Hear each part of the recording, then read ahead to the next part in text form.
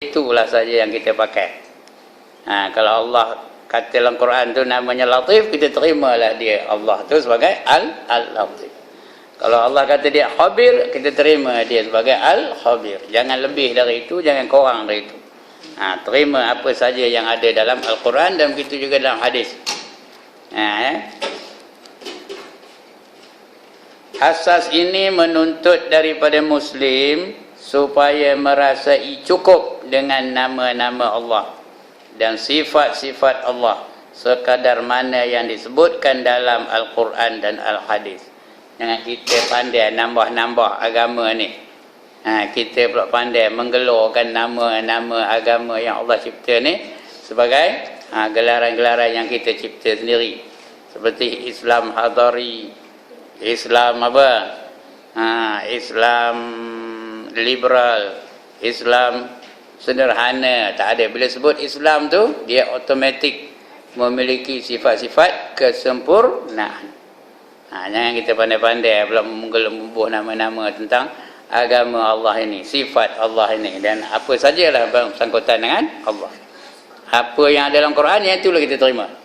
Jangan nunjuk pandai kepada Allah SWT. Kita tak lebih pandai dari Allah Ta'ala, ya. Asas ini menuntut daripada Muslim supaya merasai cukup dengan nama-nama Allah dan sifat-sifat Allah sekadar mana yang disebutkan dalam Al-Quran dan Al-Hadis.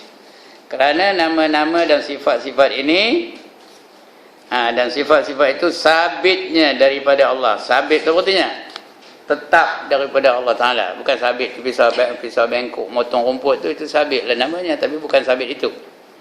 Sabit itu artinya tetap daripada Allah Ta'ala. Yang lain tidak ada yang memberi nama kepada sifat-sifat Allah. Hanya Allah yang memberi nama kepada sifatnya. Begitu juga hadis Nabi SAW. Kalau ada, kita terima. Kalau tak ada, tak adalah.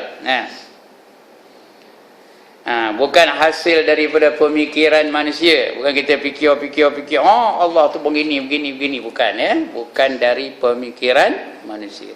Tapi daripada Allah dan juga daripada Rasulullah sallallahu alaihi wasallam. Dengan demikian kita tidak boleh menyifatkan Allah melainkan dengan sifat-sifat Allah. Sifat-sifat yang Allah dan Rasulnya sallallahu alaihi wasallam telah tetapkan. Mana yang Allah sebut sifat dia, yang itulah kita terima. Kalau Allah kata dia berkuasa, maka kita terimalah Allah sebagai berkuasa. Kalau Allah kata dia tu maha mengetahui, kita terimalah Allah tu sebagai maha mengetahui. Kalau kita kata Allah tu maha, kalau Quran kata Allah tu maha adil, kita terimalah Allah tu sebagai yang maha adil. Begitulah seterusnya sifat-sifat yang lain yang kita cipta pula lagi. Sifat-sifat Allah tu. Baik. Dengan demikian kita tidak boleh menyifatkan Allah melainkan dengan sifat-sifat yang Allah dan Rasulnya sallallahu alaihi wasallam telah tetapkan. Juga tidak boleh kita menamakan Allah kecuali dengan nama-nama yang Allah dan Rasulnya sallallahu alaihi wasallam telah tetapkan. Nama itu kita kena terima. Walaupun kalau mengikut anggapan kita nama itu negatif. Nama itu bagi kita tak elok kadang. Contohnya Al-Mutakabbir.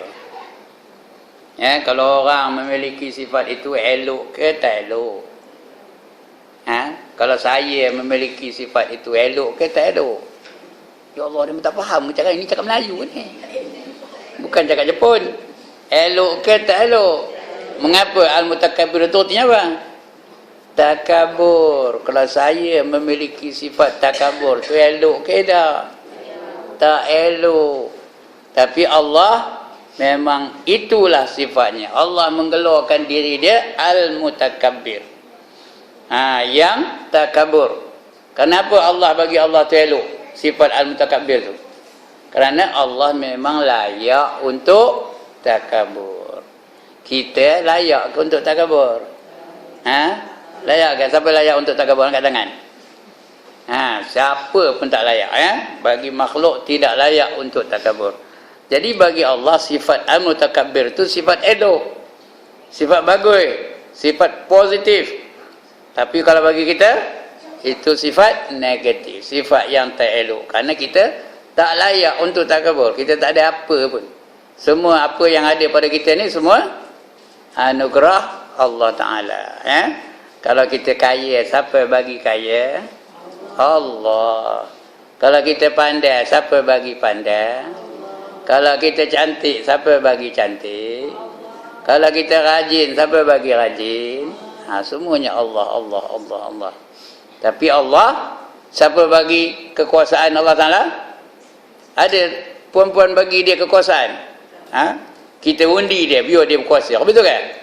Tak ada. Tak ada siapa yang memberi kekuasaan bagi Allah Ta'ala. Jadi dia, memang dia berkuasa. Dia layak untuk mengaburkan dia yang maha kuasa. Itu dalam Quran kita selalu jumpa, innallaha ala kulli syai'in qadir. Sesungguhnya Allah di atas setiap sesuatu itu berkuasa.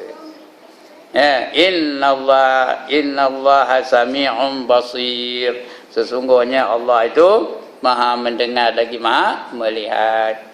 Innallaha alimun hakim. Innallaha alimun hakim. Sesungguhnya Allah itu maha mengetahui lagi maha bijaksana. Allah boleh puji diri dia. Malahan Allah sebut dalam Quran, alhamdulillahi rabbil alamin. Segala puji bagi Allah yang menjadikan seluruh alam ini. Boleh. Kita tak boleh. Jangan pula ni Masjid Al-Ihsan ni kemek lah. Kalau tak ada kemek, siapa tak siap datang. Tak ada kemek, kontoh masjid ni katanya. Betul ke cakap kita betul? Tak betul. Kerana kita ni tak ada apa kuasa kita ni. Kalau boleh pun itu dengan izin Allah Ta'ala. Itu maksudnya. Mana kata yang Allah telah letakkan. Juga tidak boleh kita menamakan Allah kecuali dengan nama-nama yang Allah dan Rasul-Rasulnya sallallahu alaihi wasallam telah tetapkan. Kita nak cipta nama-nama Allah tak boleh. Kenapa? Karena tidak ada dalam Quran, tak ada dalam hadis Nabi.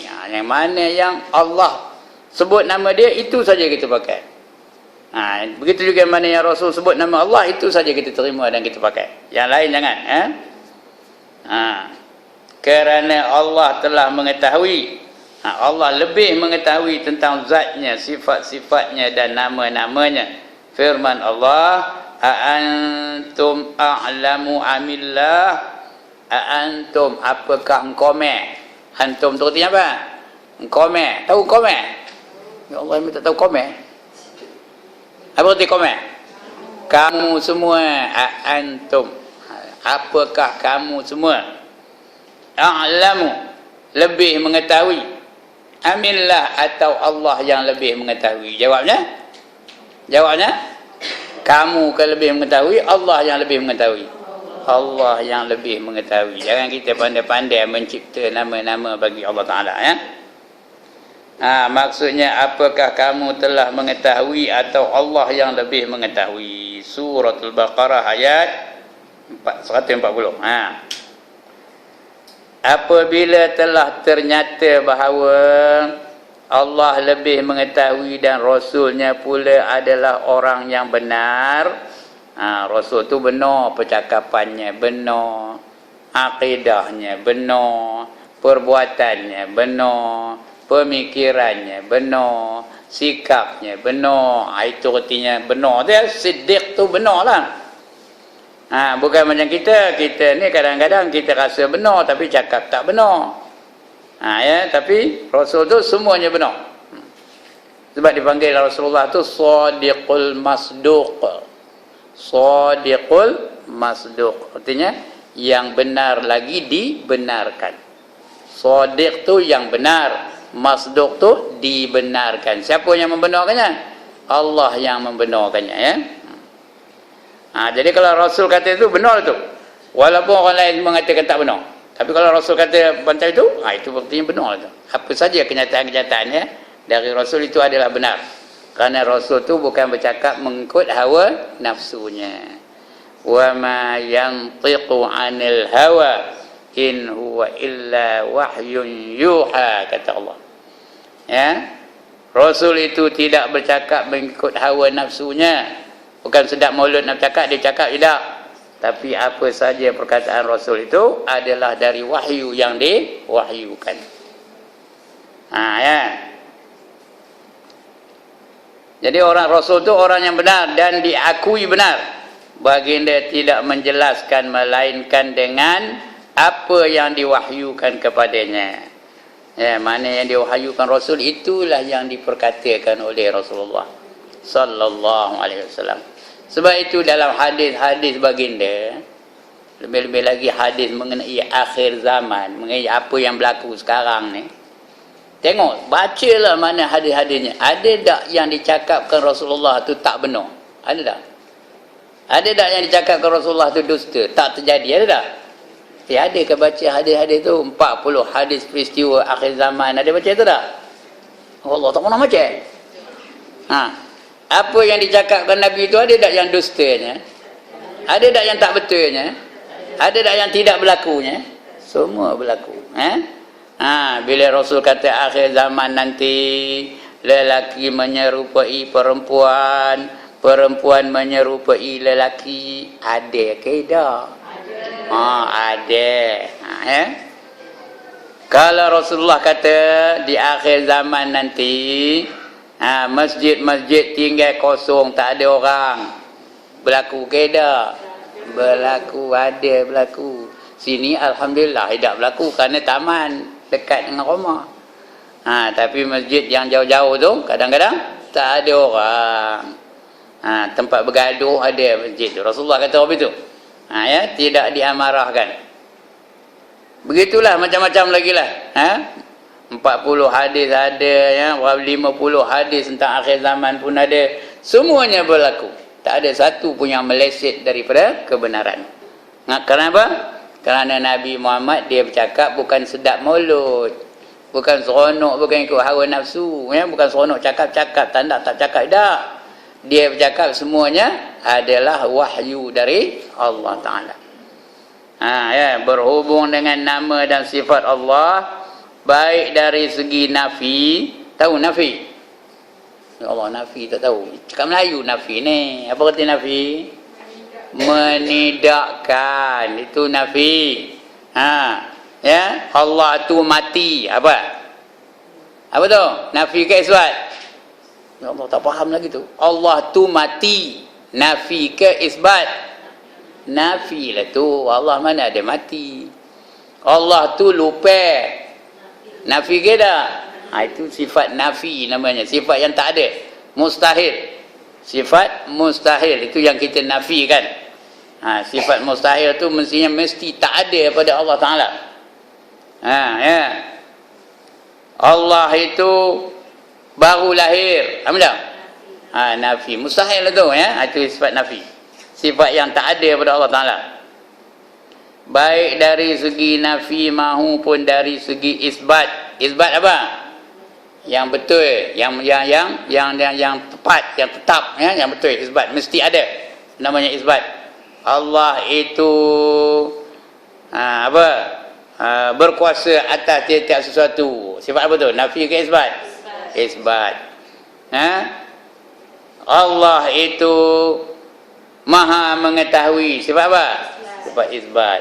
Allah itu maha melihat. Sifat apa? Isbat. Tu nafi isbat. Nafi isbat. Yang nafi itu tak ada, yang bukan dia itu nafi. Isbat tu yang ya. Artinya isbat tu tahu ke ye, nggih, lagi nggih, ye, lagi yes, lagi apa lagi? Amma. Amma tahu? Lagi apa? Jiha kata. Tak orang nengok Hindustan dah mana? Jiha kata itu betul lah tu, ye lah tu. Yang nafi tu apa? Jinahi kita. Mau nafi tu jinahi kita. Saya pandai cakap Hindustan tahu. Tapi itu aja lah, satu lain tak tahu. Ida lagi. Tak tak betul. Indo kata orang Rawa. Indo katanya. Indo tu tidak lah tu Itu nafi. Berhubung dengan nama sifat Allah Ta'ala, baik dari segi nafi maupun dari segi isbat, wajib diserahkan kepada Allah dan Rasulullah sallallahu alaihi wasallam. Jangan kita mana-mana. Ya. Allah dan Rasul saja yang berhak untuk memberi gelaran, memberi nama kepada Allah Subhanahu wa taala. Imam Ahmad ni Ahmad bin Hanbal. Itu Imam Ahmad. Dia ni pengasas mazhab Hambali. Ya, itu namanya Imam Ahmad. RHM tu apa? Rahimahullahu taala. Mudah-mudahan dirahmat Allah taala baginya. Itu RHM. R tu rahimah. Mim tu rahimallah lah ya. Berkata, tidak boleh kita menyifatkan Allah melainkan dengan sifat-sifat yang telah ditetapkan olehnya sendiri di dalam Al-Quran dan oleh Rasulnya di dalam hadis. Tidak lebih daripada itu. Jangan nak nunjuk pandai, nak nunjuk terror, nak nunjuk agung, nak nunjuk dia kelulusannya tinggi. You know, I'm a graduate of Harvard University. I can call Allah by any name I like. Faham ni macam rutin. Tak faham tidak lah mana buatnya. Siapa nyuruh tak ngaji orang putih lain? Aku boleh gelarkan Allah itu dengan apa saja nama yang aku suka. Tak ada ya. Dalam Islam itu bukan keadaan kaedah yang dibenarkan oleh Allah. Yang boleh mengelarkan nama Allah hanya Allah dan juga Rasul saja. Baik. Nu'aim bin Hammad. Itu satu orang ya, guru Imam Al-Bukhari. Guru kepada Imam Al-Bukhari. Imam Bukhari ni siapa? Perawi hadis yang sangat terkenal ya. Imam Bukhari. Dia ada bukunya yang bernama Sahih Bukhari. Ya, kitab Sahih Al-Bukhari. Guru dia adalah namanya Nu'aim bin Hammad. Guru Imam Al-Bukhari berkata, barang siapa menyerupakan Allah dengan makhluknya, ia menjadi kafir. Dia kafir kalau dia menyerupakan Allah tu rupa matahari, rupa bulan, rupa patung, rupa orang, rupa anak lembu, rupa anak singa, rupa ikan keli, ya, rupa ikan ruan. Ini Allah katanya, kafir lah tu. Ya. Rupa beruk, rupa apa lagi? Rupa gajah. Ya. Itu semua kafir tu. Ya, ia menjadi kafir barang siapa mengingkari apa yang disifatkan oleh Allah akan zatnya atau yang disifatkan oleh Rasulnya, ia menjadi kafir juga. Kalau Allah kata dia sifatnya lemah lembut, kita kata mana Allah tu lemah lembut, Allah tu kasar, Allah tu keras, apa jadi? Apa jadi? Kafir. Tak betul kafir apa? Kafir. Tahu ke beza kafir dengan kafir? Tak ada beza lah. Itu saja saya nyebutnya. Jadi kafir lah dia. Kalau dia menafikan apa yang Allah sebut tentang dirinya sendiri. Kafir itu. Ya. Apa yang disifatkan oleh Allah sendiri akan zatnya dan oleh Rasulnya sallallahu alaihi wasallam, tidak ada penyerupaan sama sekali dengan makhluk. Tak ada serupa dengan makhluk. Ketika Nabi Muhammad Mi'raj, apa arti Mi'raj? Apa arti Mi'raj? Ya Allah, ini musim Isra' dan Mi'raj. Apa arti Mi'raj? Dinaikkan ke langit. Masa itu dia berjumpa dengan Allah, face to face dengan Allah. Tapi face to face tu dia lah, dia muka dia nampak Allah tu. Tapi bila ditanya kepadanya, mana rupa Allah tu, besar ke kecil ke, gemuk ke kurus ke, lawa ke hodoh ke, apa jawabnya? Laisa kamislihi syai'. Apa artinya? Tidak dia menyerupa mana-mana sesuatu pun. Dia pun tak boleh nyakapkan mana rupa Allah Ta'ala. Kerana dia, selagi boleh kita nampak, selagi boleh kita dengar, selagi boleh kita pegang, selagi boleh kita rasa, selagi boleh kita bayangkan, itu bukan Allah. Itu bukan Allah. Jadi, mana rupa Allah? Mana rupa Allah? Budak semua bukan. Mana rupa Allah? Entah, itu jawabnya. Mana rupa Allah? Jumpalah tu. Mana rupa Allah? Apa jawab? Entah. Iyalah tu, betul lah tu, ya. Sebab itu wujudnya Allah ni bukan dari segi apa? Dari segi luaran, bukan dari segi zihn, bukan dari segi kharij. Cuma dia dari segi fahaman saja. Ya. Kalau orang kafir orang nanya, tadi saya tengah ngajar saja ada je orang nanya apa itu. Kalau orang kafir nanya mana Allah, apa nak jawab? Mana Rabb Allah? Atau kalau entah, betul itu entah tu. Mana Rabb Allah? Apa nak jawab? Kejawab entah. Atau kalau entah mana Rabb, macam mana aku nak percaya, aku tak pernah nampak kata. Apa nak jawab? Aku tak pernah tengok Allah, macam mana aku nak percayakan dia, kata dia. Apa nak jawab? Kamu percaya tak kamu tu ada nyawa? Tanya dia, kamu percaya tak kamu tu ada nyawa? Apa jawabnya katanya? Apa jawabnya? Tentulah ada. Tak, kata, kalau tak saya jalan pun tak boleh, mesti atak nyawa, kata dia. Cuba tunjukkan kepada aku mana nyawa kamu. Pegang, bak nyawa tu, aku nak tengok mana rupanya. Boleh dia bagi? Nyawa tu makhluk, bukan Tuhan pun dia tak boleh tunjuk. Pun dia tak boleh tunjuk mana dia nyawa, tak boleh. Begitulah juga Allah Ta'ala, dia mencipta segala-galanya. Mana boleh kita kenal pasti mana rupanya Allah tu. Kita kenal Allah mengapa? Kerana ciptaan Allah tu kita nampak, alam ni kita nampak, barulah kita tahu Allah tu ada. Nampak tak matahari? Nampak tak bulan? Nampak tak apa lagi? Bintang? Jadi mana datang bintang tu? Allah yang menciptanya. Oleh kerana bintang tu Allah yang mencipta, bintang tu kita nampak, bulan tu kita nampak, matahari tu kita nampak. Jadi kalau yang dicipta pun ada, mengapa pencipta tu mesti ada juga? Faham ke cakap saya ni? Kalau yang dicipta tu ada, penciptanya tak ada kan? Ada, cuma kita tak nampak aja, ya. Pencipta tu tetap ada. Saya dah khabar dulu dah khabar dulu, nampak masa masuk aja ke dewan ni, tengok ada tai ayam terlonggok aja situ. Dah ada saya cerita dah, udah kan? Tai ayam terlonggok aja situ. Ayam ni dah tak ada. Dia pun gaduh, "Wih, ayam ni jahat benar, berak di sini," katanya. Mana? Kata orang, mana ada ayam? Kata. Apa jawab? Mana ada ayam, tak ada pun. Kata. Apa jawab? Itu tai ayam tak nampak. Ya, nampak tak tai ayam tu? Nampak ke tak nampak? Itu tai ayam.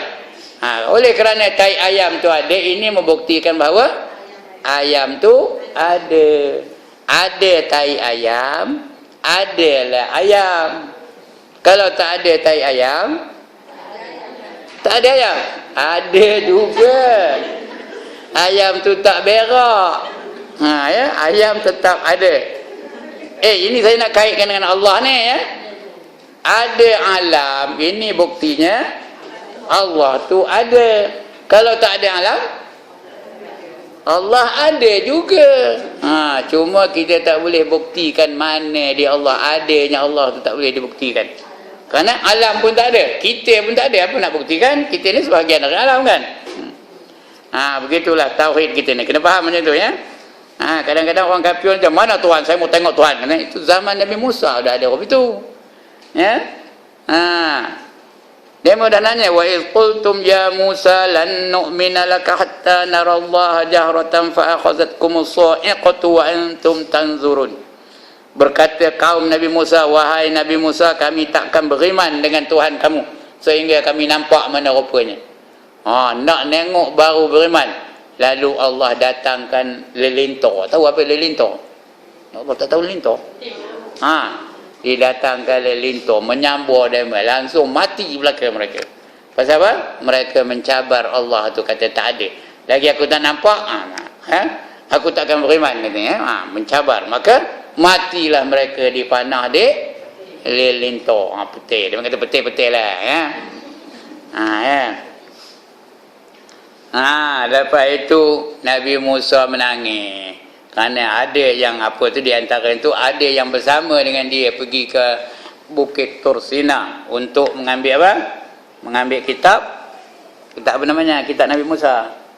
Ya Allah, tak orang dengar dah mai. Kitab Nabi Musa apa? Iman dia. Al-iman ini kan? Rukun hakikatnya itu kan? Kitab ini kan? Apa nama kitab Nabi Musa? Taurah, Taurah ataupun Taurat. Kita kata Taurat, tak apalah tu, betul lah tu. Sebenarnya Taurah,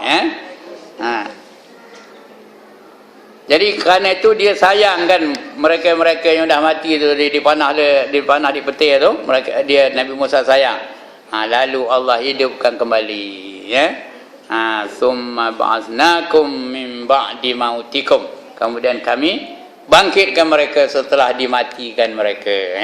Itu punyalah kasih sayangnya Allah kepada makhluknya. Hidup balik. Begitulah ya. Zaman Nabi Musa lagi dah ada cerita, orang nak tengok Tuhan mana rupa ni. Kalau tidak dia tak nak beriman. Lalu dipanah lintor. Jadi kalau kita pun rupa itu, ada lah yang rupa itu tu, so panah lintor tu baru tahu. Baik. Apa yang disifatkan oleh Allah sendiri akan zatnya dan oleh Rasulnya sallallahu alaihi wasallam, tidak ada penyerupaan sama sekali dengan makhluk. Tak boleh diserupakan dengan mana-mana makhluk. Allah tak boleh diserupakan dengan binatang. Allah tak boleh diserupakan dengan tumbuh-tumbuhan. Allah tak boleh diserupakan dengan cahaya. Allah tak boleh diserupakan dengan apa jua. Bersamaan dengan makhluk. Apa saja serupa makhluk tak boleh. Kalau nak masuk syurga, kalau tak nak, tak ngapalah. Ada orang tak nak masuk syurga angkat tangan. Lantak lah. Kalau tak ada air masuk neraka, siapa lagi nak masuk neraka? Ada ke orang habis tu jangan angkat tangan. Nak angkat gambar ni apa? Tulis dalam Facebook, ini peminat neraka. Angkat tangan ada? Kita kalau boleh jangan masuk neraka. Kita hendak masuk syurga. Faman kana yarju liqa'a rabbih falyamal amalan salihan wala yusyrik bi ibadati rabbih ahada. Barang siapa berharap untuk berjumpa dengan Tuhannya, nak jumpa Tuhan di syurga aja, lain tempat tak ada. Di taman samudra ni tak jumpa Tuhan, cari dia tak jumpa. Maka hendaklah ia beriman dan beramal soleh. Hendak dia beramal dengan amal soleh dan jangan menyengutukan Tuhannya dengan apa-apa saja daripada hamba-hambanya. Yang lain tu semua hamba Allah. Jangan serupakan Tuhan tu dengan pokok, jangan serupakan Tuhan tu dengan gajah, jangan serupakan Tuhan tu dengan lembu, jangan serupakan Tuhan tu dengan kambing dan sebagainya. Itu asas ini asas yang kedua tadi. Asas ini menuntut daripada setiap mukallaf. Apa arti mukallaf?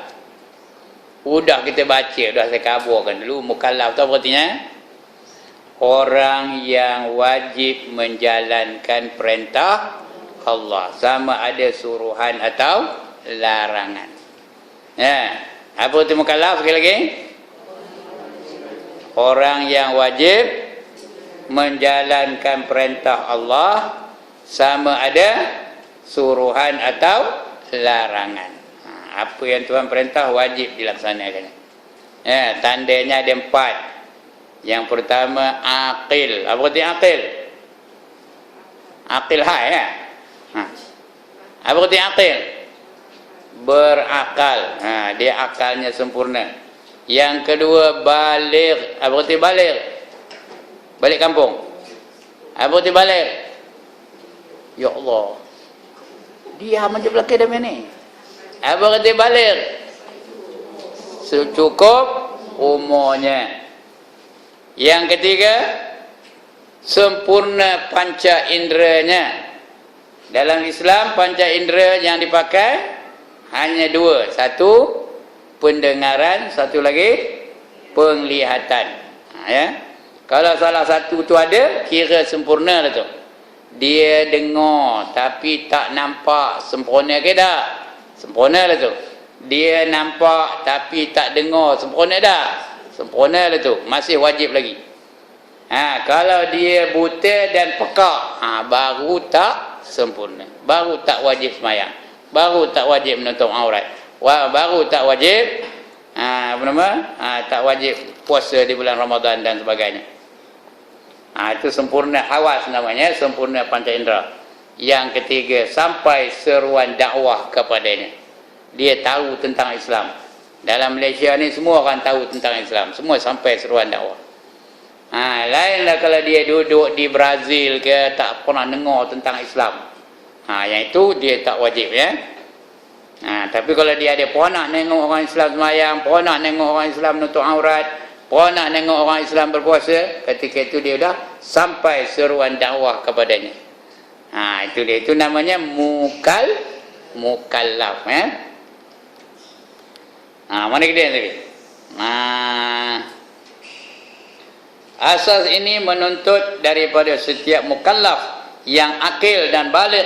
Akil itu macam tadi lah ya, akalnya sempurna, tidak gila dan tidak terlalu bodoh. Itu akil tu, tidak gila dan tidak terlalu bodoh. Kan tak payah semayang, tak wajib semayang, apa buat? Jadi gila, tak payah semayang. Siapa nak angkat tangan? Jadi gila, tak wajib semayang, tak wajib tutup aurat, tak wajib puasa Ramadan. Jadi gila. Selagi dia tak gila, selagi itulah wajib. Yang kedua, dia tidak terlalu bodoh. Terlalu bodoh ni bukan setakat tak lulus matematik. Terlalu bodoh ni orang yang tak kenal yang mana najis, yang mana suci. Itu orang terlalu bodoh.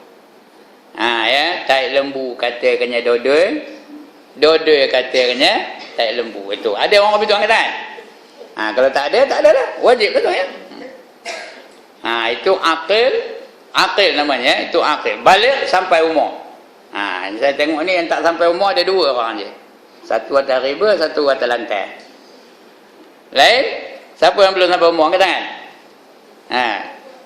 Bukan balik sekarang ni ya. Sekarang ni orang balik umur 60 baru balik. Itu tak betul. Dia balik umur berapa tahun? 9 tahun. Kalau dah sampai ada tanda-tandanya, cukup 9 tahun, baliklah tu. Kalau tak ada tanda apa-apa, berapa umur? 15 tahun. Umur 15 tahun. Tak ada apa-apa tandanya. Dah cukup je umur 15 tahun, baru dikira balik. Kalau tak, belum balik lagi. Kalau orang lelaki apa tandanya? Satu aja tandanya. Dia mimpi bersetubuh dan keluar mani. Itu satu. Kalau orang lelaki. Kalau orang perempuan, dua tandanya. Pertama, mimpi bersetubuh dan keluar mani. Yang kedua, datang haid. Datang haid. Bukan haidnya, haid. Datang haid. Ya, artinya dia baliklah tu. Dia baliklah tu. Ya. Kalau tak ada apa-apa tanda? Kalau tak ada apa-apa tanda, sampai umur 15 tahun. Ya. Kalau ada tanda, sebelum 15 pun dah kira balik dia tu. Dah kira balik dia. Walaupun umur 10 tahun, 11 tahun. Tapi syarat lebih daripada 9 tahun. Itu tanda-tanda mukallaf. Beriman, wajib setiap mukallaf itu yang akil dan balik beriman dengan sifat-sifat Allah dan nama-nama Allah yang disebut di dalam Al-Quran. Nanti akan kita baca nama-nama Allah itu satu persatu. Ada dalam Quran tu ya, wajib beriman. Dan al-hadis serta mengguna makna zahir yang terang di dalam bahasa tanpa mentaktilkannya. Taktil tu artinya apa? Mengingkarinya. Itu taktil ya. Sudah kita baca dulu taktil. Jawinya ta'ain poyalam taktil ya. Ada perkataan atola tu artinya ingkar. Ya. Tanpa dia mentaktilkannya atau menafikannya. Menafikan itu menolak terus, kata-kata tolak. Mentaktil tu dia mengingkarinya. Sebahagian daripadanya atau menafikan sebahagian daripada Allah atau mengubahkannya daripada makna zahirnya. Ya. Kalau tak buat itu maka tidaklah dia jadi kafir. Kalau dia buat itu jadi kafirlah dia. Sama ada dia mentaktilkannya ataupun dia menafikannya ataupun dia tak mau menerima. Kalau dia sudah mukallaf. Kalau belum mukallaf, tak adalah dia kena apa-apa tindakan, ya. Kalau dia tidak mukallaf. Baik, itu asas kedua. Tidak mengubah, tidak mengubah suai, tidak memodify, tidak menafikannya, tidak mengingkarkannya, ya. Apa-apa saja nama-nama Allah yang Allah gelarkan, yang Allah sebut diri dia sendiri, nama aku sekian sekian sekian, aku begini sifat aku, dia sebut sendiri, jadi jangan dinafikan, jangan dimodify, jangan diubah suai. Faham yang tu? Ni asas yang kedua ni, faham tak? Oh, dah diam ni, faham ke ni tak? Kita mana ni? Faham ke tak? Diam lagi. Do you understand? Yeah. Oh, nak cakap orang putih pun dia faham je. Ya Allah, ya. Okey. Asas yang ketiga. Yang tadi yang satu dah, yang dua dah, ni yang ketiga pula. Beriman dengan nama-nama dan sifat-sifat tanpa menanya tentang kaifiatnya. Kaifiat tu caranya. Jangan nak selidik-selidik macam mana Allah tu duduk di atas arasy. Jangan diselidik-selidik macam mana Allah tu menjadikan manusia. Jangan selidik-selidik macam mana Allah menjadikan alam. Kaifiat jangan diselidik, hanya kita yakin alam ni siapa menjadikannya? Allah.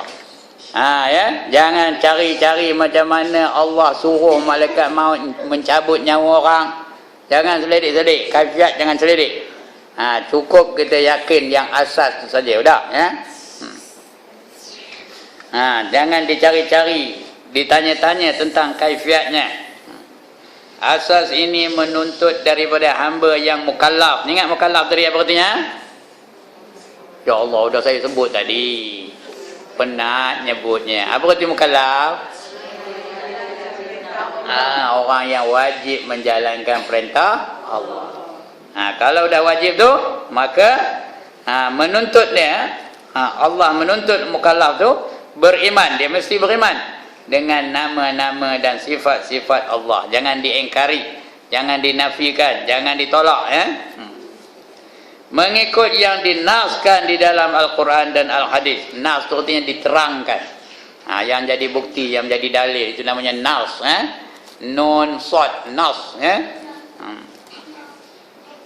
Tanpa menanya tentang kaifiatnya, tanpa membahas tentang hakikatnya. Jangan ditanya-tanya hakikat-hakikat tu. Kerana mengetahui kaifiat sifat-sifat itu bergantung kepada mengetahui kaifiat zat Allah. Nak tahu macam mana Allah buat gini, kita nak tahu zat Allah tu macam mana. Sedangkan Rasulullah kata, jangan kamu fikirkan tentang zat Allah Ta'ala. Tafakkaru fi khalqillah wala tafakkaru fillah, kata Rasulullah, ya.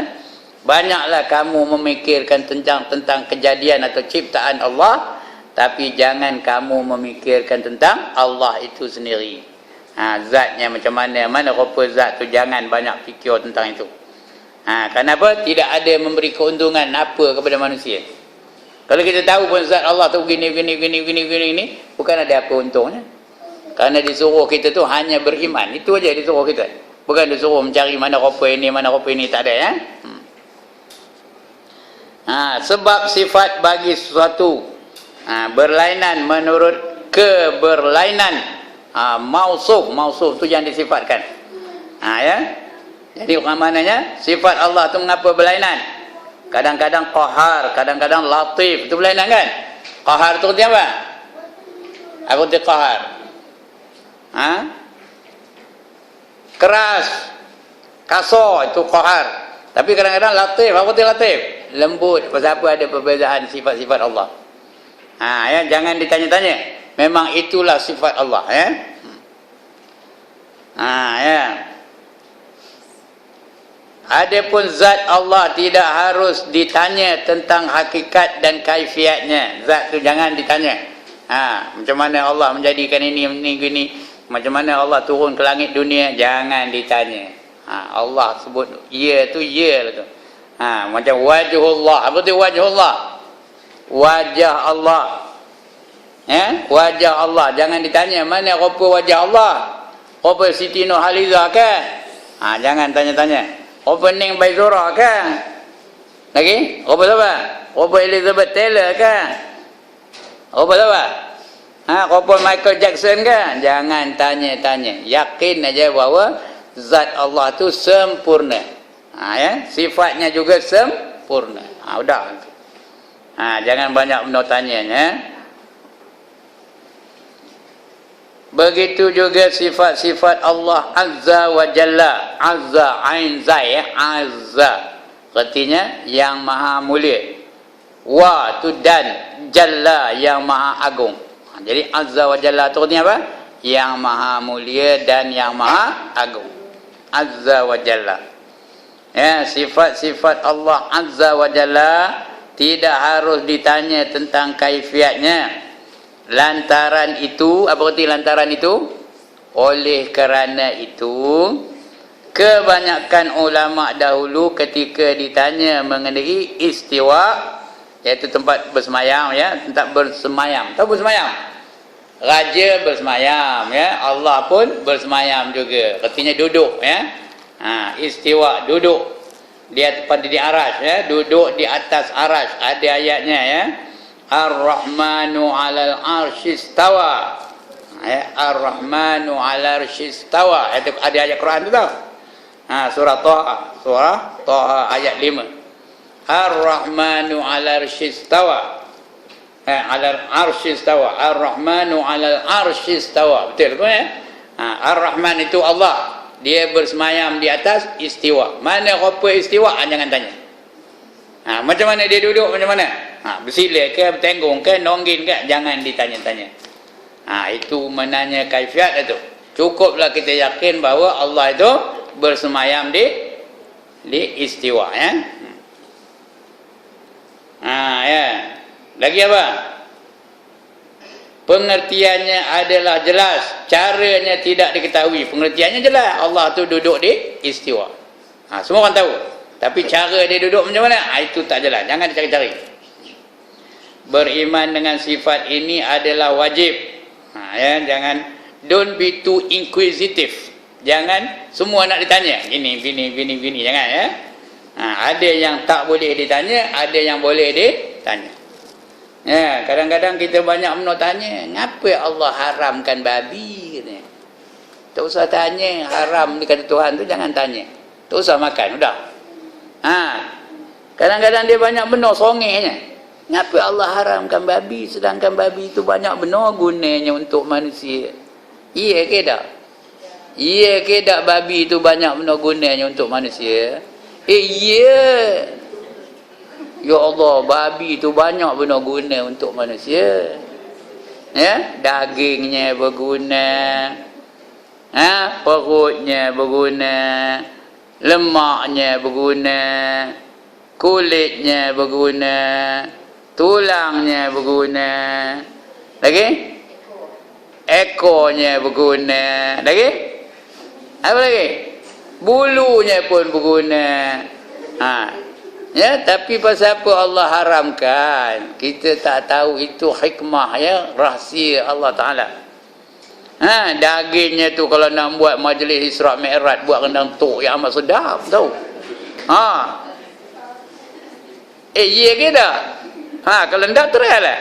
Sedap benar, liun aja kan. Udah dia menengok saya. Ustaz tu dah ada makan babi ke? Kata, tidak lah. Tapi memang apa itu, ya? Dia memang mengatakan apa itu. Tulangnya apa gunanya? Apa guna tulang babi? Ya Allah, buat apa? Buat sup. Oh Allah, sikit kau punya melemak tu, ya, supnya tu. Berminyak moncong makannya. Sup apa gelornya? Sup apa gelornya? Sup gearbox namanya. Nampak? Lagi? Lemaknya guna tak? Lemak babi guna tak?